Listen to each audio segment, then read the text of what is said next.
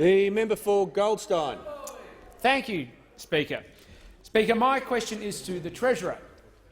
Will the Treasurer outline to the House the rapid and extensive support the Morrison Government is providing to Victorian families and businesses after the COVID-19 pandemic broke out again in the great state of Victoria? The Treasurer has the call.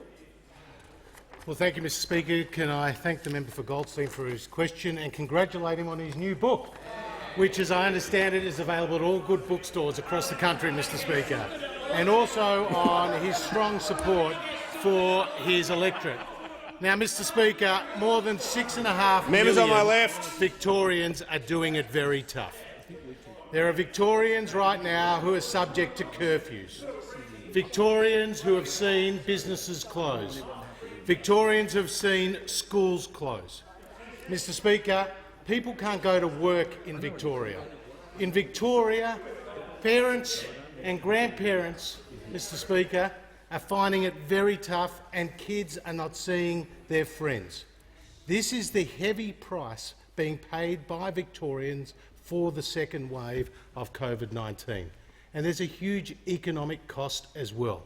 It's Treasury's forecast that up to 400,000 Victorians will either lose their job or see their hours reduced to zero. That's the equivalent of 4 MCGs full of people on grand final day. 400,000 Victorians who are effectively unemployed as a result of this second wave, Mr Speaker. Now, the Morrison Government is standing with Victorians every step of the way. Already more than $12 billion has made its way to Victorians through JobKeeper. Around $6 billion has made its way to Victorian businesses with the cash flow boost.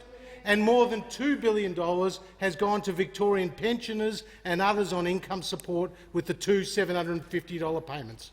And 575,000 Victorians are currently receiving the $550 coronavirus supplement, Mr Speaker. Now, Mr Speaker, Victorians look at New South Wales and they ask, why not us? They look at New South Wales with lower number of cases and a lower number of deaths. And they look at the fact that in New South Wales there has been 315,000 jobs created in recent months.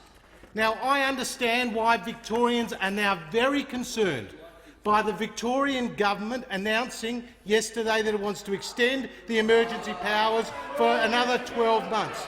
I share those concerns, Mr Speaker, and the Victorian Government has to explain its decision.